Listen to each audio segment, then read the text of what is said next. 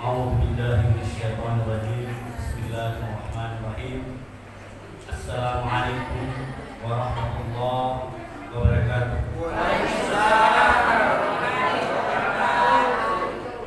Alhamdulillah, salatu wassalamu ala asyrafil mursalin sayyidina wa maulana Muhammadin wa ala alihi wa ashabihi ajmain. Amma ba'd. Bapak-bapak, ibu-ibu jemaah rahimakumullah, kembali tahajud ini kita ucapkan bersyukur kepada Allah Subhanahu wa taala.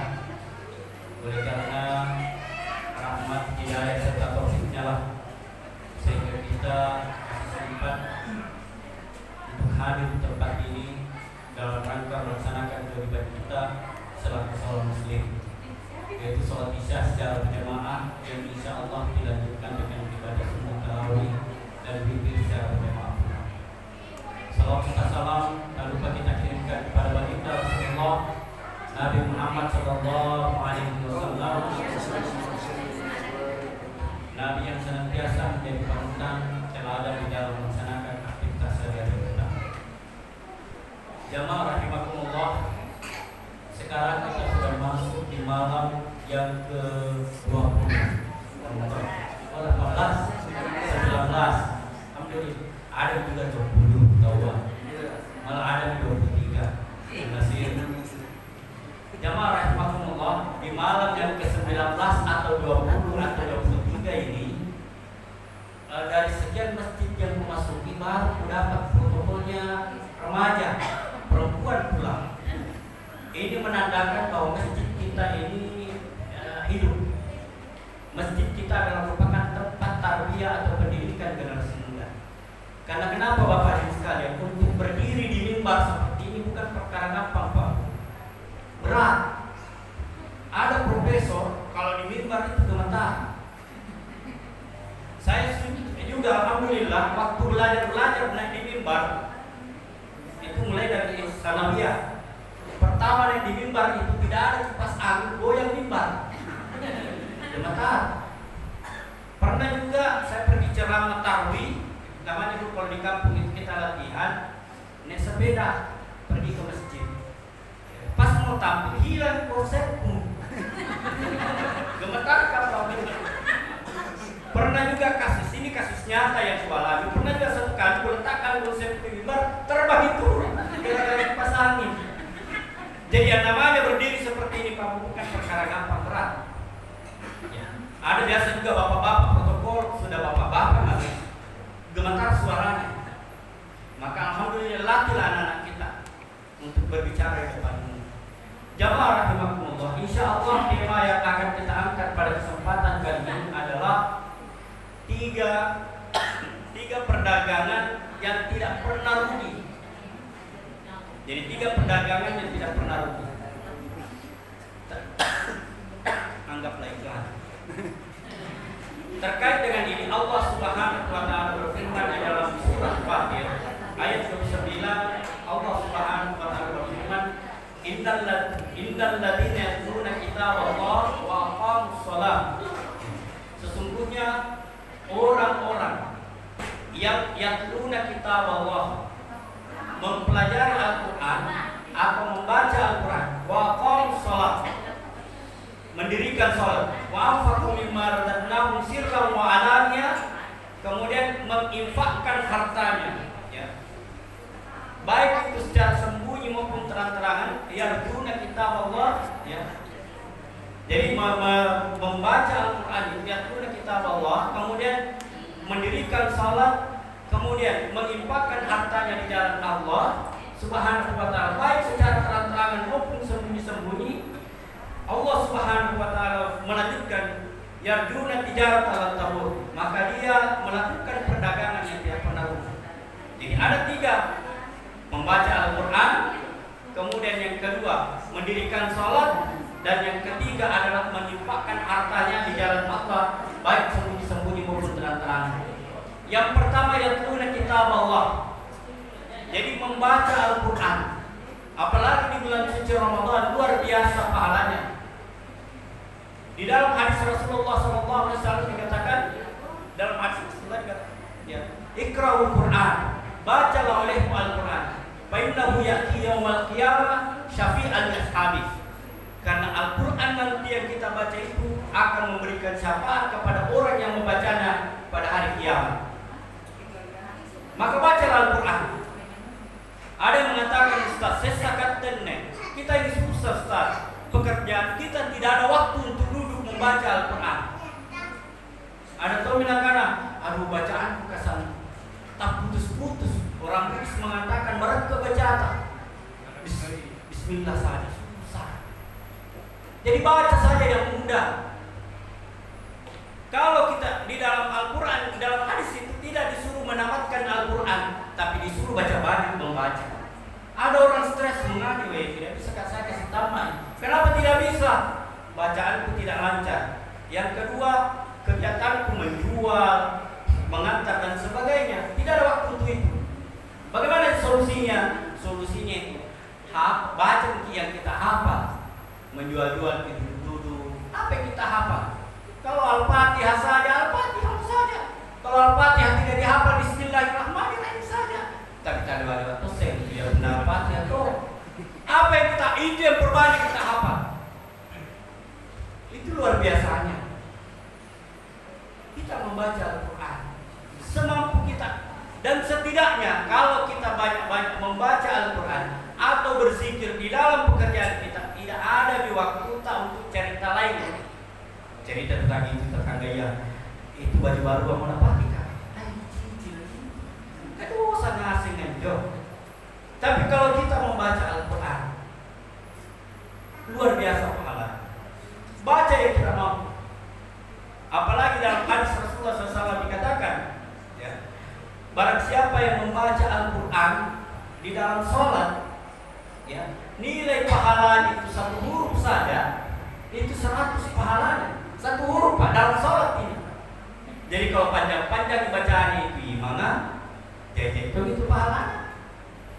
Tapi ada tuh orang kalau panjang bacaannya mengajar bisa.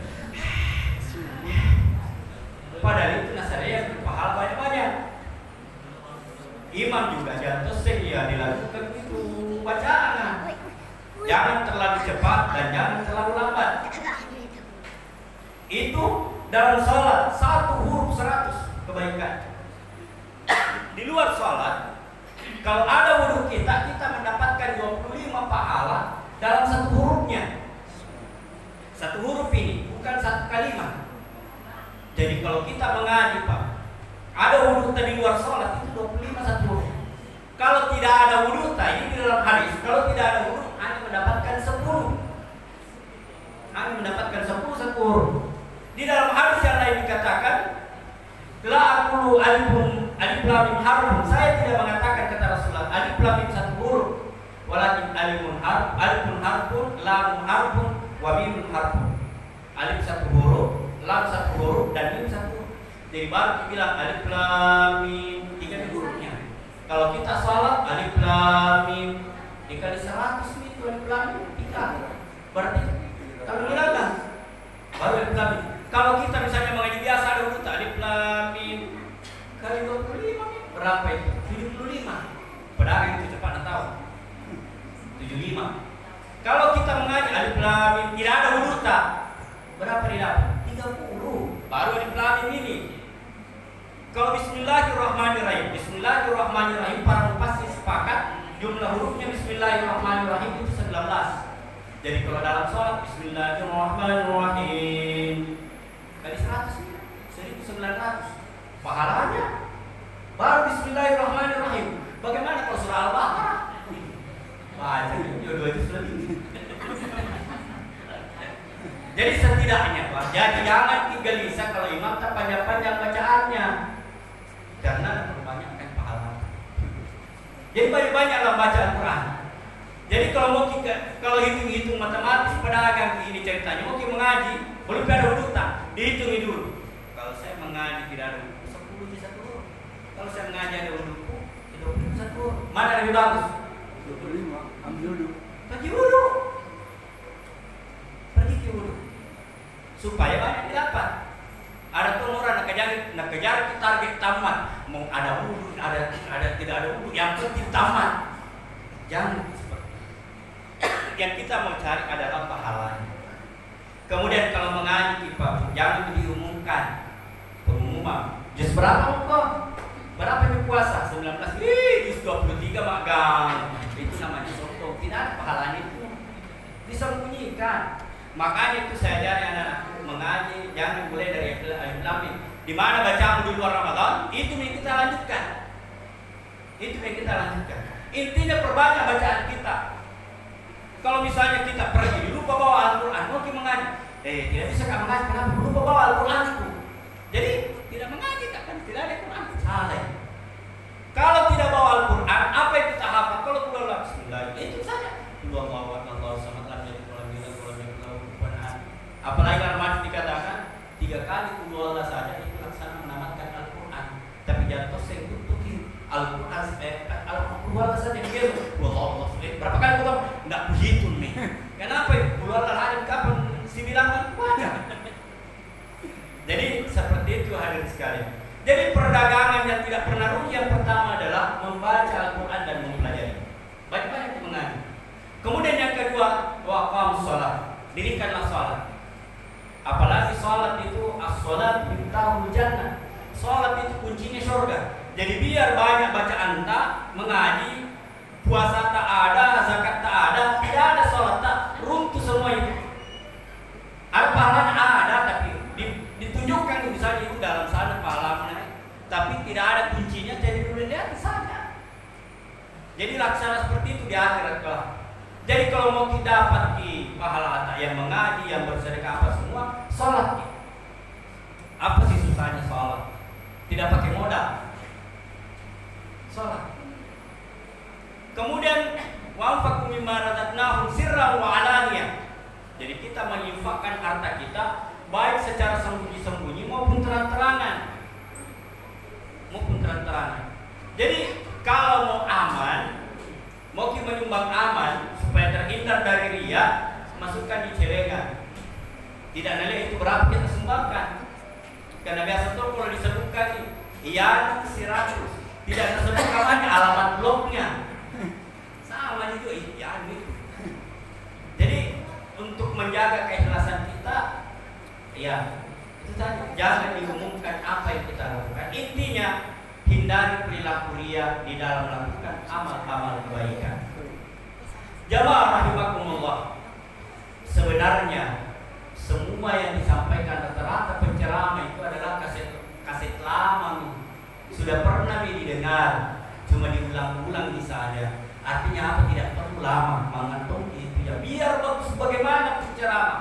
Kalau terlalu lama penceramahnya, ya satunya gitu. Jadi mungkin ini yang bisa saya sampaikan dengan kesimpulan bahwa marilah kita berusaha mengejar ya, perdagangan yang tidak pernah rugi. Yaitu yang pertama, membaca Al-Quran. Membaca Al-Quran tidak mutlak harus tamat Al-Quran, tapi perbanyak bacaan kita.